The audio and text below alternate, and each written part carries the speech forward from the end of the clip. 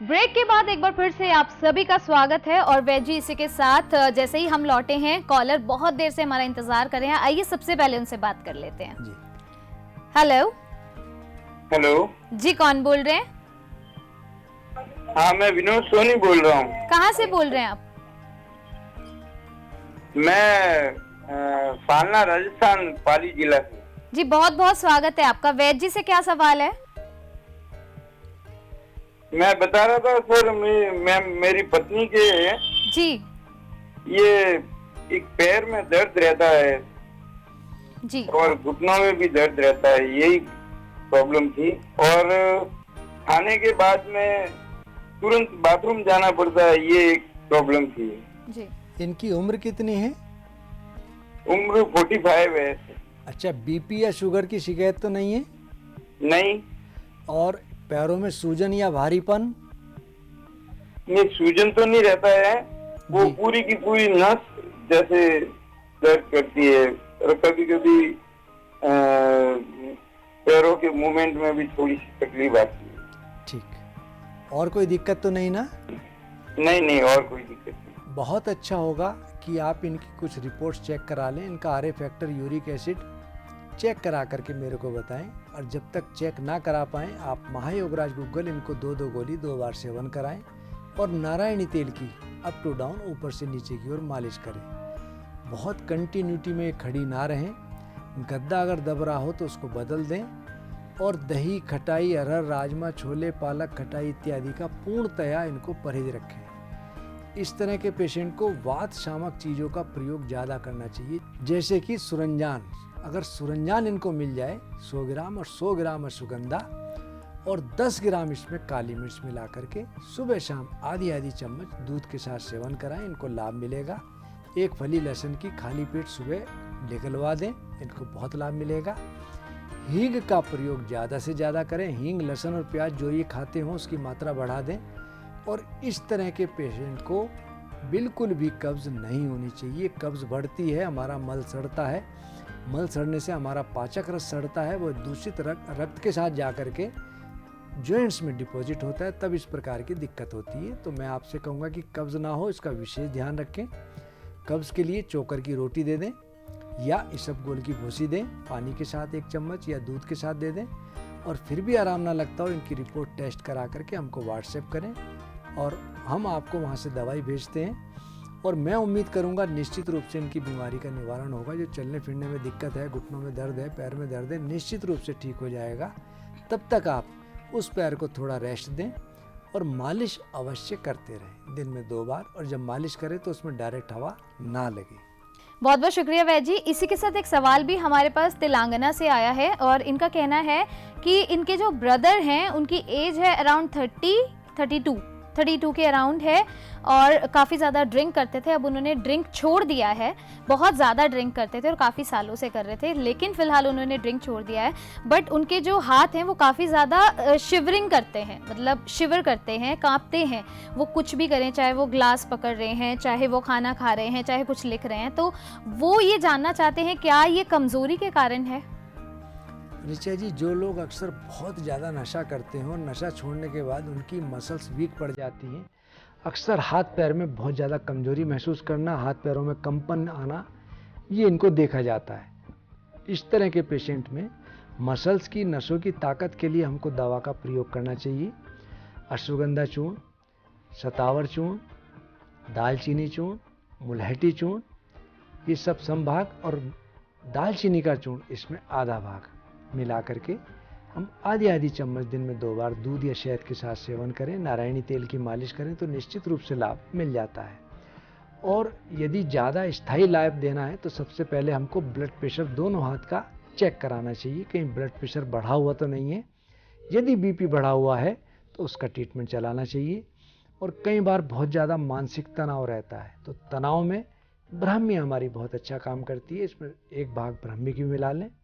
और यदि लाभ इनको समुचित नहीं मिलता तो मैं इतना कहूँगा बीपी चेक करा करके हमारे डॉक्टर से, हमारी टीम से बात कर लें। मैं उम्मीद करूँगा इनको निश्चित रूप से लाभ मिलेगा। इसका ट्रीटमेंट चलाते हैं, क्योंकि कुछ दवाई ऐसी हैं जो प्रकृति के हिसाब से, उम्र के हिसाब से और ऋतु के हिसाब के साथ साथ देश काल के हिसाब से चलाते हैं। बहुत ज़्यादा होगा अच्छा कि हम इनसे बात करें, उसके बाद इनका ट्रीटमेंट चालू करें। बहुत बहुत शुक्रिया वैद्य जी। एक बार आप कांटेक्ट जरूर करिए, कांटेक्ट नंबर्स आपके सामने हैं आपकी स्क्रीन पर। वैद्य जी, हमारे कॉलर भी हमारे साथ जुड़ चुके हैं, आइए उनसे बात करते हैं। हेलो। हेलो जी, कौन बोल रहे हैं? रजत बोल रहा हूँ। कहाँ से? हरिद्वार से बोल रहा हूँ। बहुत बहुत स्वागत है आपका। वैद्य जी से क्या सवाल है आपका? मैम, मेरा एक 4 साल का बेटा है जी उसे मस्कुलर डिस्ट्रॉफी है। जी उसे उतरने चढ़ने में प्रॉब्लम होती है, उसका सीपी की लेवल भी पॉजिटिव रहता है। जी तो आयुर्वेद में उसका उपचार पॉसिबल है? बिल्कुल बिल्कुल है। मैं आपसे कहूँगा कि आप हरिद्वार के ही हैं तो एक बार मेरे से आकर के मिल लें और उसके रिपोर्ट्स ले आएं। मैं उम्मीद करूँगा आपको 1 से 2 महीने के अंदर 19-20 रिजल्ट निश्चित रूप से मिल जाए। जी सर। ठीक, बहुत बहुत शुक्रिया आपने कॉल किया और आपको लगा कि आपको आयुर्वेद की शरण में आना चाहिए, क्योंकि आपके 4 साल के बच्चे को मस्कुलर डिस्ट्रॉफी जैसी बीमारी है, जो कहीं ना कहीं एक ऐसी बीमारी है जिसे पेरेंट्स घबरा जाते हैं। लेकिन आप बिल्कुल मत घबराइए। और एक छोटी सी रिक्वेस्ट और करूंगी, हमारा आज का एपिसोड जरूर देखिएगा, क्योंकि आज का हमारा पूरा एपिसोड मस्कुलर डिस्ट्रॉफी पे था और एक ऐसे पेशेंट थे जिन्होंने आकर बताया कि किस तरह से उनके 2 साल के पोते को ये बीमारी थी और किस तरह से आज वो हंस खेल रहा है। तो आज का एपिसोड मिस बिल्कुल मत कीजिएगा। तो वैद्य जी, क्योंकि मस्कुलर डिस्ट्रॉफी के बहुत सारे केसेस आपके पास भी आए हैं, अभी हमारे पास कॉल भी आया और आपके एक पेशेंट से हम मिले भी, तो मस्कुलर डिस्ट्रॉफी की बात अगर की जाए तो मैं चाहती हूँ आप थोड़ा सा डिटेल में बताएं कि आयुर्वेद के पास इसका ऐसा क्या चमत्कारी इलाज है कि एक 2 साल का बच्चा जिसको डॉक्टर्स ने मना कर दिया, वो आज अपने घर में खेल रहा है। ऋचा जी, हमको सबसे पहले ये देखना चाहिए कि उसका पेट साफ है या नहीं। दूसरा, हमको बल्ले और बाजीकरण वाली दवाई इसमें चलाते हैं और साथ में स्वर्ण योग जो है रस राज रस, उसका प्रयोग कराते हैं। और मैं हमेशा कहता हूँ कि दवाई का नाम काम नहीं करता, दवा काम करती है। यदि रस राज रस उत्तम क्वालिटी का है, उसके अंदर घटक पूरे हैं, तो ऐसा हो नहीं सकता कि वह कार्य ना करे। स्वर्ण योग है, स्वर्ण होने के कारण रस रक्त मांस मेद अस्थि मज्जा शुक्र तक हमारी चेन खुलती है।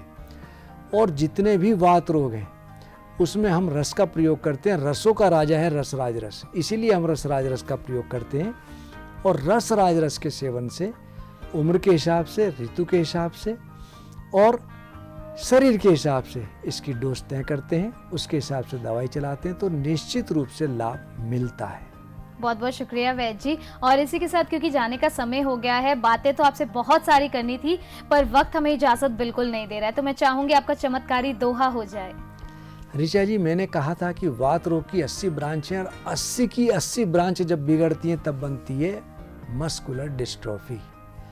और इस तरह की बीमारी में शिलाजीत इक हेम हो, उष्ण दुग्ध अनुपान, वात रोग मिटते त्वरित, वैद्यों का आख्यान। समस्त वैद्य रोग इस बात को कहते हैं कि यदि हम 1 ग्राम शिलाजीत नियमित रूप से विधि पूर्वक नियम पूर्वक सेवन करें दूध के साथ, तो हर प्रकार के वात रोग मिटते हैं। ये भी एक वात रोग की ब्रांच है। तो मैं इतना कहूँगा, इस तरह के पेशेंट को शिलाजीत का सेवन जरूर करना चाहिए। परहेज से, नियम से और विधि पूर्वक सेवन करें, निश्चित रूप से लाभ मिलता है।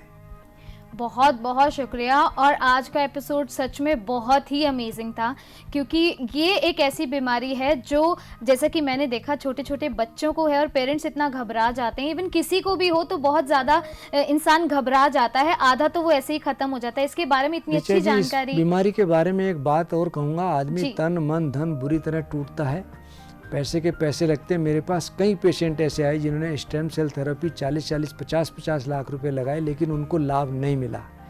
तो अभी हर आदमी कोशिश करता है अपनी तरफ से, और जब पैसा लुटाने के बाद भी उसको कुछ हासिल नहीं होता तो बहुत ज़्यादा परेशान होता है जी। तो मैं इतना कहूँगा कि एक बार आयुर्वेद की शरण में आके देखें, निश्चित रूप से आपको लाभ मिलेगा। बहुत बहुत शुक्रिया वैद्य जी, इतनी अच्छी जानकारी हम सभी के साथ शेयर करने के लिए। और आप यहाँ पर आए, आरोग्य में आपने आकर इतनी अच्छी जानकारी हमारे दर्शकों को दी और कहीं ना कहीं उन्हें एक सपोर्ट दिया है, एक कॉन्फिडेंस दिया है कि अगर वो इस बीमारी से जूझ रहे हैं या उनके घर में कोई जूझ रहा है तो उनके पास आयुर्वेद है, उन्हें घबराने की ज़रूरत बिल्कुल भी नहीं है। बहुत बहुत शुक्रिया, धन्यवाद।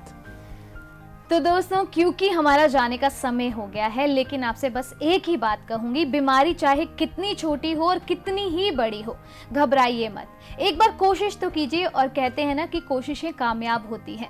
मैं मानती हूँ कई बार ऐसा होता है कि हम हर जगह जा जाकर थक जाते हैं और फिर हम किसी पे भरोसा नहीं कर पाते, लेकिन हो सकता है एक आपका छोटा सा भरोसा आपको उस प्रॉब्लम का सल्यूशन दे दे, जिसका सल्यूशन आप कितने सालों से, कितने महीनों से ढूंढ रहे हैं। तो एक बार आयुर्वेद की शरण में आके जरूर देखिए।